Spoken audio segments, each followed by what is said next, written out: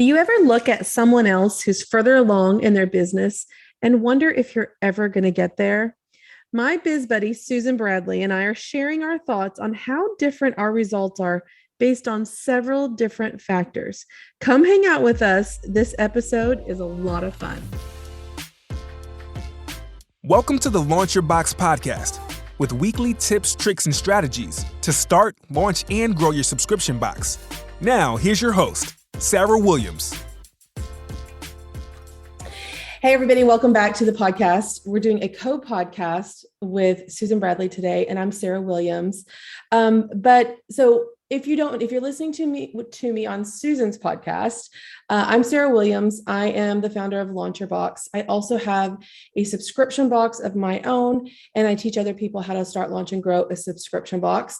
And if you're listening to me on my podcast, Susan, will you introduce yourself? Yes. Hello, I am Susan Bradley. I am the founder of the Social Sales Girls. I teach online store owners how to grow their traffic, and so they can get more sales on their website and finally have a job that pays, have a business that pays them well.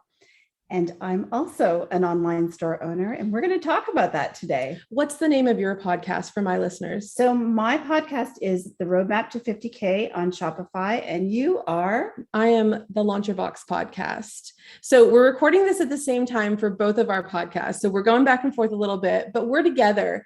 And we're together out in California for a mastermind that we're in together with our mentor, Stu McLaren. And we've spent the last several days meeting with this wonderful group of entrepreneurs in every different space possible.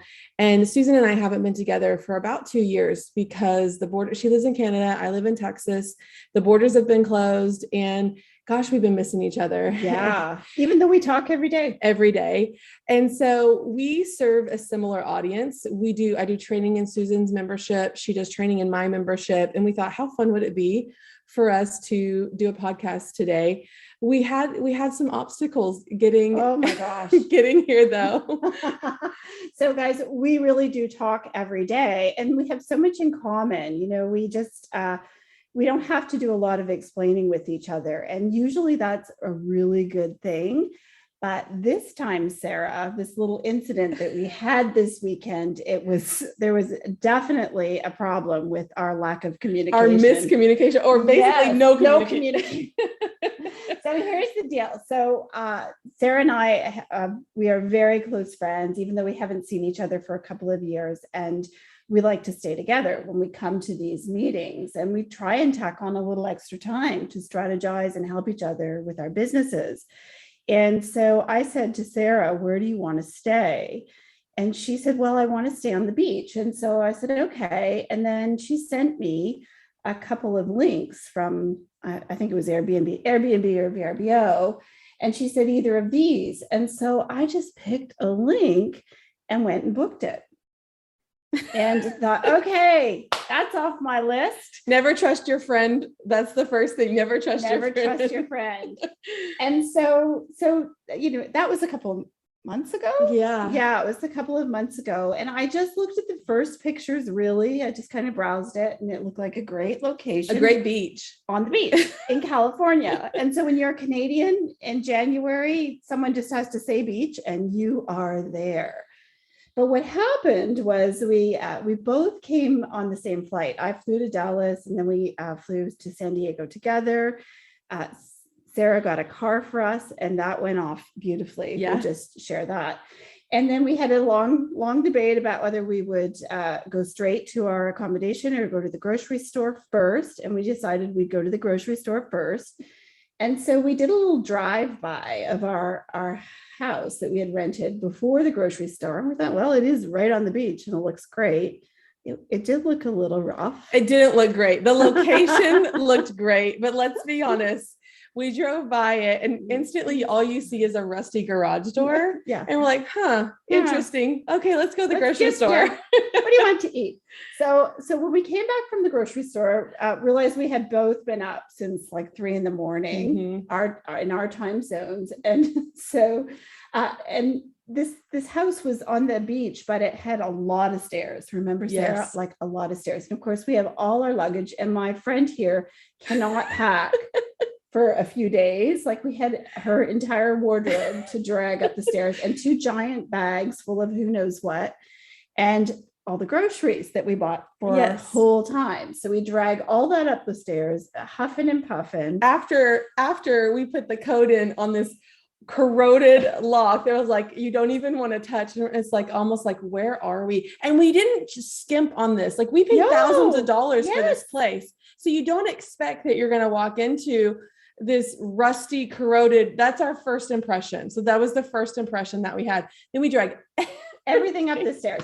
And then I read the directions, and it said, make sure you don't go into the wrong unit. And I'm like, wait a minute. I thought we had the whole house. Yeah.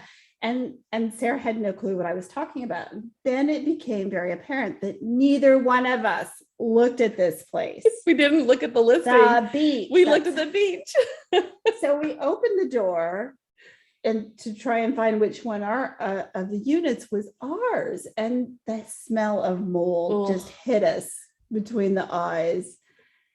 And so we went in, and oh gosh, you ran to the sliding doors and opened them up as fast as we could.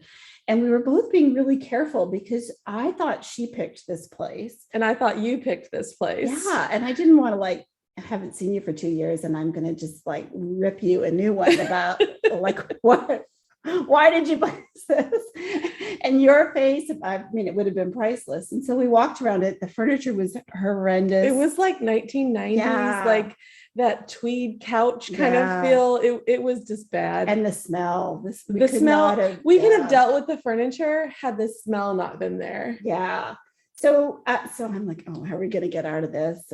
And I don't want to hurt her feelings, but can I talk her into going somewhere else? And she was thinking the same thing. So ultimately, we realized that nobody had checked this place out, that we didn't know what we were doing. And I got really brave and called and asked for a refund. Yeah. And they were like, sure, we'll refund you right now. Like, no questions asked. So then we instantly knew they knew this place was horrendous. They knew it was horrendous. And they didn't question why we didn't want to stay there. Mm-hmm. So we get all of our crap. Yes. Several trips. We drag it all back down the stairs, and we sit in the car, and we're like, okay, now we're homeless. What are we going to do? And somehow I feel like the owner's somewhere looking at us, like both on our phones, madly trying to find a place for us and all of our groceries. And all our luggage. So using my phone, which anyone who knows me knows that, that's a huge problem for me right away. I barely use my phone, but I did it, found another place on I think Airbnb, went to book it, and got halfway through booking it, and my phone crashed. And I was like, oh, Sarah, like, what are we going to do? Like, it is getting late now, and we have no place to stay and a lot of groceries. And so I went and booked another one, but we found another. I went back when my phone came back up again, and the place I was trying to book was gone. I should have realized that was a clue, but no. In our minds, we're like, oh my God, somebody just snatched it. Like, they're so fast. Hurry, grab another house before it's gone too. So now we're panic buying. And I say this in my business a lot, like, don't panic buy for your business, because you end up spending way too much money. And so now we're panic buying a place to stay tonight. Yeah. And then she checks her email, and now she has two. We have 3 houses actually. 3 houses. The one that we are sitting in the driveway of, the one that I bought when my phone crashed, and then the panic buy. And I just don't know what to do. It's starting to shut down. And then the one that we booked, the last one, I'm thinking, well, it says you'll get your code tomorrow morning. Yeah. So we're like, where are we going to stay tonight? We'll just be sleeping on the beach in the car somewhere. People do that, right? Sure. So then we called. Remember, we called poor David. And said, like, we are not crazy. Honestly, we had a place. We don't have a place. And thank goodness David was kind. Yeah, that was our 3rd house. So David's the owner of our 3rd house. Yes. And I know he thought we were crazy. Yes. But suspicious. I just booked it. Calling him to say, can I have the code? Can we have the address and the code, like, right now? We're like in the driveway. So we drive over. It was like a 10-minute drive to the new house. It's beautiful. Yeah. And we got settled, and we just laughed, because I think we do these things. you guys on the outside might think we have it all together, Yes. but clearly we don't. And it was a huge realization that nobody has it all together. No. Like, let's be honest, nobody has it all together. No. We were holding on by our fingernails. Yeah, for sure. Yes. So lesson learned. And so we now know that Sarah Williams has never used Airbnb or VRBO in her life. I just go with people. Other people make the reservations, and I'm just show up. Like, I give me the door code, I'm in. I've never got my own, Yes. so. And as long as you're with me, you never will. And you trusted me because I had sent you the links, and I trusted you would look through my links and make a good decision for us. And we just blindly trusted each other. And I think that that's what makes us good friends. It also helps us realize that we don't have to be perfect. Yeah. Anyway, funny story. We just thought you would enjoy that because it just is so real and raw. And it could have been a movie. It could have been, yeah. Yeah. And it could have gone a lot worse than it did. Yeah. So anyway, the good news is we got settled into this beautiful location, and then we had a great day just strategizing about our businesses. Our retail businesses. Yes. So Sarah owns, tell everybody your business. So my business is called Framed, and it's like more of like a women's boutique. We do a lot of like custom graphic t-shirts, jewelry, handbags, and we monogram and personalize everything. And my business started in 2013. So I'm in year 9 of my business right now. And then there's me. So in 2018, I sold my big business, the end of 2018, and started this new little business. And the Social Sales Girls was well established and a very, busy growing concern when I decided that I needed to start a new product-based business from zero, no products, and share my journey with my audience. And that's not the end of the story, is it, Sarah? It's not. We were both working on our retail businesses that night, and you were working on the Sock Doggo. I was working on stuff for my subscription boxes and Framed, and it instantly became clear about where we both were in our businesses. Yours is newer. You work on it part-time. Very part-time. Mine is like a hobby almost. Yes. Yeah. Mine is established, year 9. And I would say that I'm in the business almost full-time. I'm not, I do have a very big coaching business as well. So I would say I split my time between the two. But the little activity I was doing generated big results. Oh my gosh. On Sunday. And the same little activity you were doing was not generating very many results. No. And we talked about it that night as we were sitting on the couch. Why is that? And then it's because of where we're at in our businesses. Absolutely. And we thought it would be great to just pop on this podcast to talk through what that looks like for both of us, because you might be in the position of where Susan's at in her brand new business, working at part-time, but you see people like me, established business, lots of employees, and it feels effortless, and it might discourage you. And on the flip side, you might be in the stage where you're doing this part-time, where you're working full-time, and you wonder if it can ever get to the place where it's consistently running. You don't have to jump through hoops all the time to make sales and things. And so we want to talk about it today. Yeah, just because I think that our industry is geared towards celebrating the big, huge results and actually almost making you feel like you're doing something wrong if you don't get that right off the get-go. And it looks like it's instantly. Yes. It looks like, let me throw my website up, put some products in it, and bam, magic happens. I'm standing in my driveway next to my Ferrari. Like that. Like that's what the industry has us led to believe sometimes, but in reality, that might not ever happen for any of us. And we have to be able to manage our expectations. And we talk through, how do we manage our expectations? And for you, let's talk about your part-time business, brand new business. How do you manage those expectations? Well, just like everybody else we joke that I don't have any feelings, but actually I do have a few feelings. And I've had lots of times where I felt like I'm failing at this business because because it's been harder than I thought it would be, even though I have lots of experience. And I think, gosh, am I ever going to get to the point where I feel confident, like I did with my former business, that even if I step back a little bit, I could get the sales? And so for me, it's been, when I am on my game, and I'm not always on my game, to be quite honest, but for me, it's been, what are the things I can do that are going to give me the most ROI on the time I have? So I have a very busy business already.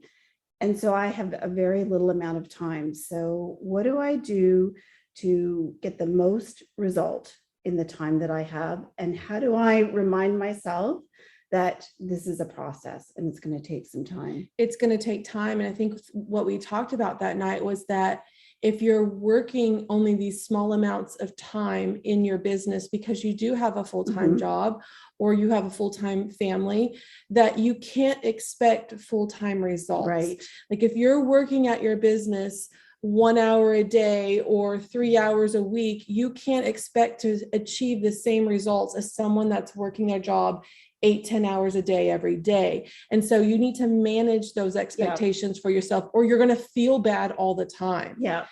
And, we look at my business now, where basically what happened Sunday night was I showed up live for about 25 minutes, unboxed my subscription box, and we saw not only my wait list converted to all the empty spots I had on my wait list. So I sold all those spots, but I sold thousands of dollars worth of extra product of what I was showing live. And it took me 25 minutes to do that. And so, but that's not what happened in the beginning. No, that didn't happen. And that happened at year 9. And you can get to that point, but I put in a lot of full-time hours. It started part-time. It built to full-time. 2 years in, I finally hired someone when I couldn't even afford to hire them. And then that grew and grew. And really my business, you called it the hockey stick effect, which I'd never heard that before. Yeah, well, because it was just a key moment on Sunday. Like, I'm trying to do the things that are going to get me the most return on my investment of time. And you're at the stage where the things that you do that gets the biggest result is very different. Yes. And so it is the hockey stick effect. It's like you can bump along. I think we talked about it. You bumped along for about 6 years before you really felt like your job was, it was so cool when we talked about it. Your job really is selling and buying. So we talked about this hockey stick effect. So those 6 years, you could kind of see them like they were a little bit of a flat line, like the bottom of the hockey stick. You're having sales, you might be growing a little bit. You're having sales, you might be growing a little bit. But again, I was the shipper, I was the buyer, I was the trash taker outer, I was all those jobs. And then you hire someone, and it's not like when you hire someone, you get like double the results because there's now 2 people. You get more than that because you're more productive.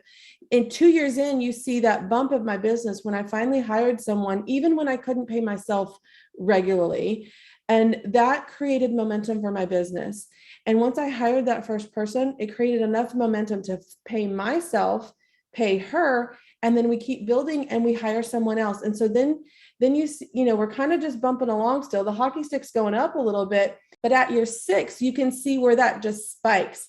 All the things that I've been doing for the 6 years were just building this momentum that was going to take off at some point. And I couldn't see that point coming, but when it did, it took off. And that's the arm of the hockey stick. Yeah.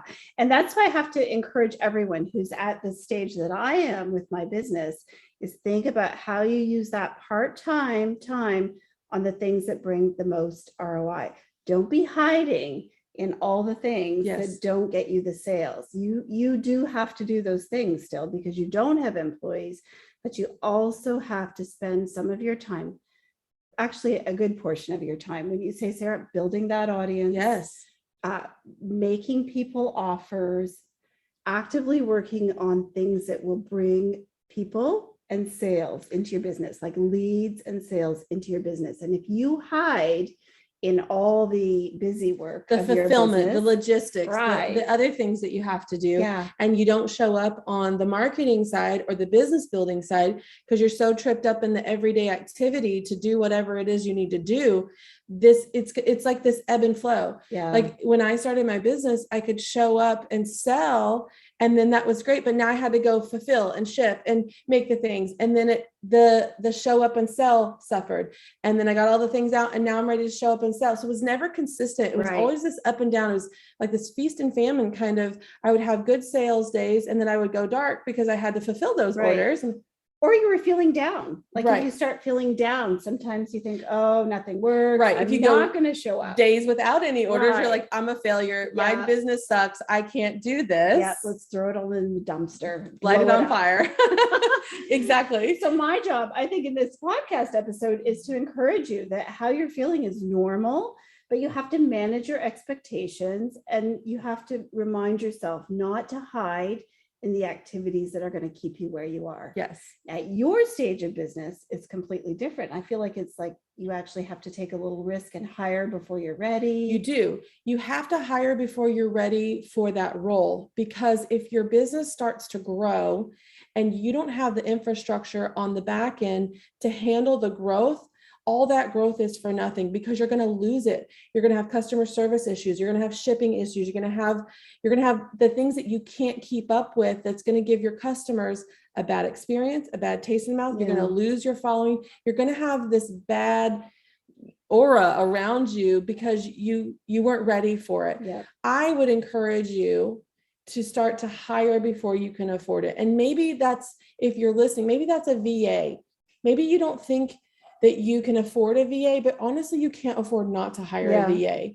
You need help with those things. Like we were sitting on the beach talking about, like fumbling around, trying to build a landing page or a wait list, or hiding, thinking these are the things that are going to move the needle for you. But you spending 5 hours on a landing page when you can hire someone to spend an hour on it, and you can focus on the selling activities. Exactly. And that's my job now. I'm good at the buying of the product, curating the boxes, and showing up and selling it. And then I leave all the rest of it to my team. And you may not have a team right now, but you're going to get there. It starts with that first hire, and then you get to show up and be in your zone. Like if we don't have any sales for the day, like, hey, Sarah, we need you to go sell something. And I'm like, all right, I got this. I'll go pull some stuff off the shelves. I'll go live. And then they're busy for the next day. But that's a skill you develop over time. Very much so. And just like we were sitting on the beach watching the surfers, and I said to Sarah, hey, this is just like what we're talking about. You just don't wake up one day and be good at that. And so you need to start practicing that when your business is small, making it a big part of how you spend your time, even though you may only have an hour a day to work on your business. Yeah. But you have to manage that expectation. Yes. If you have an hour a day, one, you have to be super productive in that hour. Exactly. Not get tripped up in going down rabbit holes. Mm-hmm. And you have to understand that your results are going to be from that hour of day. So like Susan says, you need to work on the things that are going to move the needle and quit worrying about all this stuff that doesn't until you can get out of the other job and you can work full time in your business. Then you can play around with the blog. Then you can be on Pinterest. Then you can do the things. But right now you need to be emailing, you need to be on social media, and you need to be selling to be making that revenue to then do the other things that will help you grow your audience. And the other really important factor that we talked about was you got to have a friend. Totally. Because these days are hard. Even a friend who sends you to a dumpy Airbnb. Even a friend you no longer can trust with her decisions. Yeah. Even a friend who tells you really how it is. Because we were laughing about this too, is that when you get a friend who's in business, there's so much less explaining to get people to understand what you're trying to achieve, the barriers in your way to achieving that, and how all of it makes you feel. They will never understand. If they are not an entrepreneur, they will never understand the highs and the lows that you go through on almost a daily basis. Yeah. And honestly, we can't expect them to, and we can't expect them to give us good advice. And at some point they're going to stop inviting you to lunch because all you're doing is talking about your business. But when you love your business Yeah. and you're passionate about your business, being able to talk to it, through with someone that gets it, I mean, wow, it's amazing. It's priceless. And, it relieves the burden of you having to make these decisions alone, or when you're having a bad sales day, Right. and you're in that moment of like, I don't know what else to do. Can you give me some ideas? Or just talk through what you're thinking and make sure, like, am I thinking through this clearly, or is this really off the wall? Because you're going to have those days too. Or am I just plain losing my mind? Yes. So, and we had that moment, Yeah. like on Sunday night. So Sarah's selling like, thousands of dollars. I'm sitting there on the couch going, could you stop for a minute so that I can talk to you about this issue I'm having with Sockdoggo? I need help making a decision. And I could tell my husband that all day long, and his answer would probably be, oh, well, maybe you should just stop then. Yeah. Maybe you should just quit. And lots of people just don't understand what you have invested. But I think the other thing we want you to walk away with is it's all worth it. Yeah. Even though it's hard, right? It's going to be hard no matter what stage you're on. I still have the hard days. And Yep. you know who I pick up and call? I call Susan. Yeah. I'm like, Susan, this is so hard. I'm so frustrated with this, and this. Yeah. And we talk through it. And then I feel better about it. And then I move forward. I don't dwell in what I'm upset about. I don't dwell in what went wrong. I move forward because I've been able to unpack it with somebody. Yeah. Someone who's probably had it happen. Right. A time or two. So we're both here to encourage you that your journey will be better with a friend or two. Mm-hmm. And that even though it feels really hard, and so many times you might feel like you're doing it all wrong, or that you're just not good at this, we're both here to encourage you. I mean, I have had wildly successful retail businesses where I could make a good living and have a nice lifestyle. Sarah has one right now. And I think we're here to encourage you that it is entirely possible for you. And this is what we want you to take away from the episode. Keep going, even when it feels hard, because it's going to take time. It doesn't happen overnight. Manage your expectations. The time you put in will dictate your results. Find a friend. Yeah. Find a friend. I have one more. Okay. Actually, expect to do it wrong a couple of times before you get it right. You're going to rent the wrong house on the beach. And it's okay. Yeah. You just correct. We problem solve when we get there. And that's what we do every day as entrepreneurs. You're going to rent the wrong house. Yeah. It's not going to meet your expectations. You're going to feel bummed. You're going to do the wrong thing in your business and you're going to be bummed, but we can laugh about it. Now you just pivot and you problem solve. Yeah. And you call it course correct. I call it pivot, and you just move forward and you keep going and you don't get stopped. You don't get tripped up in what went wrong instead of what you can do now. Exactly. Problem solving is maybe the best skill for an entrepreneur. Yeah. Be able to solve a problem. Don't do the poor me. Yeah. Listen, my friend. Yep. We have had so much fun. I can't wait to do it again. Yeah. You can listen to Susan. What's the name of your podcast? The Roadmap to 50K on Shopify.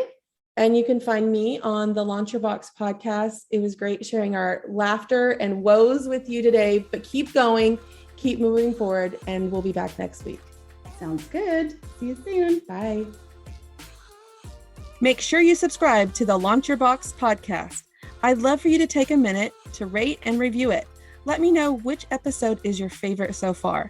Don't forget to join me next week right here.